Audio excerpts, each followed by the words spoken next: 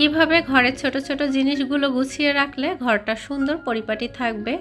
আর রমজানের প্রস্তুতি হিসেবে ঘরটাকে ডিপ ক্লিন করে নিয়েছি, বাজার গুছিয়ে নিয়েছি, আর সেই সাথে রান্না করেছি নতুন আলু দিয়ে গরুর মাংস, আর সাথে দিয়েছিলাম আস্ত রসুন। আজকের ভিডিওতে আমি এটাই শেয়ার করছি।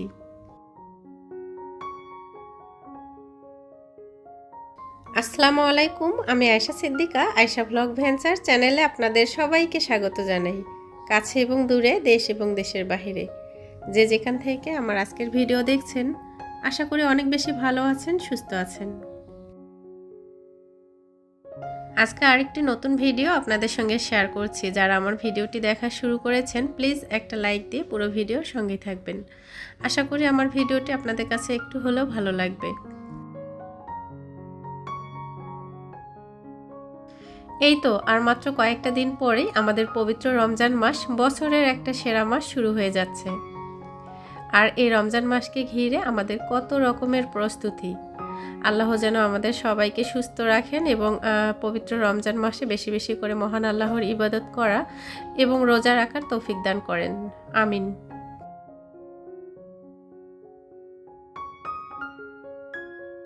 আপনাদের ভাই বাজারে গিয়েছিলেন, তো মাছ বাজার করে নিয়ে এসেছে। আর যখন বাজারে গিয়েছিল তখন কিন্তু আমাকে ফোন দিয়েছিল। যখন শুনলাম শিং মাছ আর কই মাছ কিনেছে, তো শিং মাছ কই মাছ কাটতে কিন্তু আমার কাছে একটু কষ্টের মনে হয়। আর সেই মাছগুলো বেঁচে থাকে, আর বেঁচে থাকা মাছগুলো কাটতে গেলে না আমার অনেকটা ভয় লাগে। তাছাড়া কই মাছ আর শিং মাছ এতটা ব্যথাদায়ক যে কি বলবো।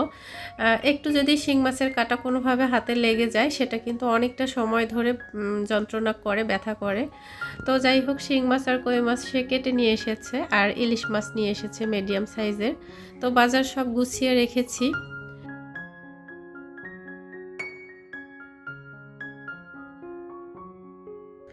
রোজার প্রস্তুতি হিসেবে আমরা যে কাজটা করি, আমাদের যে ফ্ল্যাটে থাকি বা যে বাড়িতে থাকি, যে ঘরে থাকি, সেটা কিন্তু খুব সুন্দর করে পরিষ্কার করে নেই। যে যেখানেই থাকি না কেন, আগে নিজেদের থাকার জায়গাটা কিন্তু আমরা ডিপ ক্লিন করার চেষ্টা করি রোজার আগেই। তো সেরকমটাই আমি কিন্তু একটা একটা করে কাজ করব। আসলে একদিনে যদি আমি সবগুলো কাজ করি তাহলে কিন্তু আরও বেশি ক্লান্ত হয়ে যাব। তাছাড়া নিজের শরীরটা যেহেতু এখন পর্যন্ত ভালো নেই, তো সেক্ষেত্রে কিন্তু ছেলে মেয়েকে সময় দিয়ে সব কিছু মেনটেন করে আমার এই কাজগুলো করতে হয়। আর সবচেয়ে ভালো হয় যদি কাজগুলো আমরা আলাদা আলাদা করে ভাগ করে নিতে পারি, তাহলে কিন্তু সেখানে কষ্টটা কম হয় আর খুব আনন্দ সহকারে কিন্তু সব কাজ শেষ করা যায়।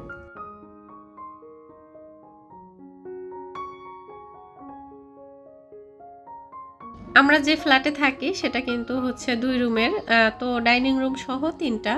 ডাইনিং রুমটা কিন্তু একদমই ছোট, কিন্তু সেখানে কাজ অনেক বেশি, কারণ সেখানে ফ্রিজ আছে।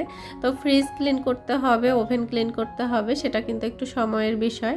তাছাড়া যে ক্যাবিনেটটা আছে সেটাতেও তো অনেক জিনিসপত্র সাজানো আছে, সেগুলো নামিয়ে পরিষ্কার করতে গেলেও কিন্তু অনেকটা সময় লেগে যাবে।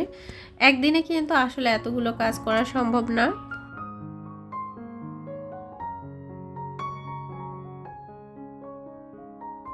প্রত্যেকটা বাসায় কিন্তু ছোট ছোট জিনিস থাকে, তো আপনারা চাইলে এরকম একটা ঝুড়ি রেখে দিতে পারেন। আমার হাতে যেটা দেখছেন এটা কিন্তু একটা কুলিং ফ্যান। তো মোবাইল অতিরিক্ত গরম হয়ে গেলে এই কুলিং ফ্যানটা লাগিয়ে রাখলে কিন্তু মোবাইল ঠান্ডা হয়ে যায়। তো একটা সময় আমার সেটা অনেক বেশি কাজে লেগেছে, এখন যদিও বা সেরকম একটা কাজে লাগে না। আর এই যে আমি দেখাচ্ছি চাইনিজ যে মরিচ আপনাদের ভাই অনলাইনে অর্ডার করেছিলেন, সেটা কিন্তু একবার আমি লাগিয়েছিলাম টবে, তো হয়নি। সেটা আপনাদের সঙ্গে একটা ভিডিওতে শেয়ার করেছিলাম। যারা আমার ভিডিওটি দেখেছেন তাদের কিন্তু নিশ্চয়ই মনে আছে। আর একটা প্যাকেট কিন্তু রয়ে গেছে, এটা রেখে দিয়েছি। তো একটা টবে আবারও দিয়ে দেখব যে আসলে হয় কি না, আরেকবার চেষ্টা করব। আপনাদের ভাইয়ের এই যে ঘড়ি, চার্জার, তারপর হচ্ছে ছোট ছোট যে জিনিসগুলো, এগুলো কিন্তু আমি একটা ছোট্ট ঝুড়িতে করে গুছিয়ে রাখি। তাতে করে তার কিন্তু সেরকম একটা খুঁজতে হয় না, আর ঘরেও কিন্তু এলোমেলো থাকে না। তো আজকে কিন্তু সব কিছু যেহেতু পরিষ্কার করে নিচ্ছি, সব কিছু নামিয়ে নিয়েছি।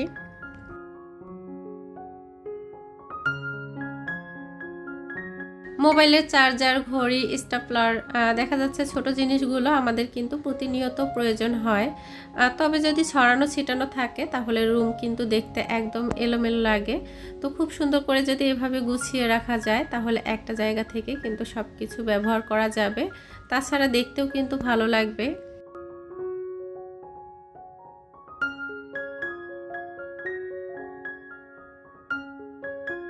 বেডের পাশে এরকম একটা ছোট্ট রেক লাগিয়ে রাখতে পারেন, যেটাতে আপনাদের প্রয়োজনীয় সব কিছু সাজানো গোছানো থাকবে, একদম হাতের কাছেই পেয়ে যাবেন। তাছাড়া যে জিনিসগুলো আসলে এলোমেলো থাকে, দেখতে ভালো লাগে না, সেগুলোও কিন্তু আপনারা সুন্দর করে গুছিয়ে রাখতে পারেন।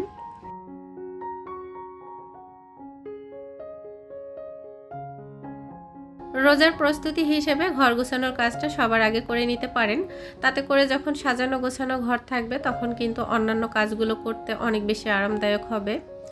আর এর আগের ভিডিওতেই বলেছিলাম যে আমি একই ফ্ল্যাটে 11 বছর ধরে আছি। তো এ কারণে কিন্তু অনেকটা বিভিন্ন জায়গায় সমস্যা হয়েছে। এর মাঝে কিন্তু একবার কালার করা হয়েছিল। তো আবারও কিন্তু একটু একটু করে সমস্যা হয়েছে। তো চেষ্টা করব রোজার আগেই হচ্ছে একটু কালার করিয়ে নেওয়ার জন্য। আর যদি সম্ভব না হয় তাহলে রোজার ভিতরেই করে নিতে হবে। আসলে নিজের বাড়িতে কিন্তু অনেকটা সময় অনেকটা কাজ খুব সহজেই করা যায়, কিন্তু ভাড়া বাসায় আসলে করা সম্ভব হয়ে ওঠে না। কারণ বাড়িওয়ালারা যখন যেটা সিদ্ধান্ত দেয় সে অনুযায়ী কিন্তু চলতে হয়। সুরাকের উপরটা ভালো করে মুছে নিয়েছি, আর ভাবলাম যে এখানে একটা রেক্সিন দিয়ে দিব। এর আগে কিন্তু একটা তাওয়াল দিয়ে রেখেছিলাম। তো যাই হোক, রেক্সিনটা দিলে যেটা হবে, ধুলোটা কিন্তু খুব কম আটকাবে। আর চাইলেই কিন্তু রেক্সিনটা তুলে ভালো করে আবার ধুয়ে নেওয়া যাবে। তো জুতার র্যাকটা কিন্তু আমি সুন্দর করে আজকে পরিষ্কার করে নিব। যদিও বা কিছুদিন আগে পরিষ্কার করেছিলাম, আবারও কিন্তু ধুলো পড়েছে। তো যাই হোক, এটাও কিন্তু খুব সুন্দর করে ক্লিন করে নিয়েছি।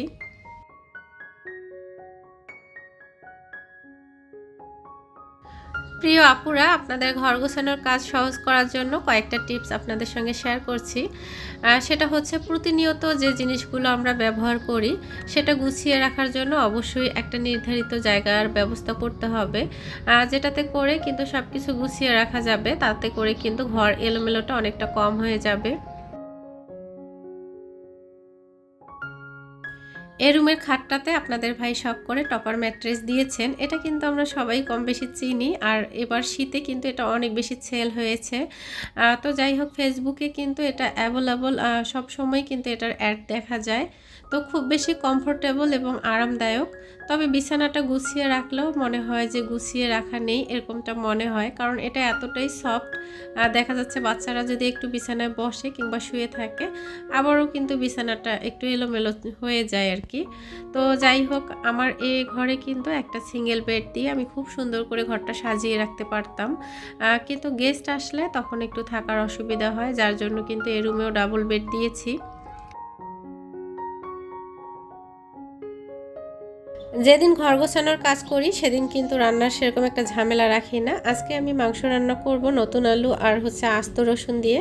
তো এখানে আগে থেকে মাংসটা একটু ম্যারিনেট করে নরমালে রেখে দিয়েছিলাম, তাতে করে কিন্তু মাংসের ভিতরে মশলাগুলো ভালোভাবে চলে যায়। আর মাংসটা সিদ্ধ হতেও কিন্তু খুব বেশি একটা সময় লাগে না। তো এখানে কিছু আস্ত গরম মশলা নিয়েছি, সেটা একটু থেতো করে নিচ্ছি।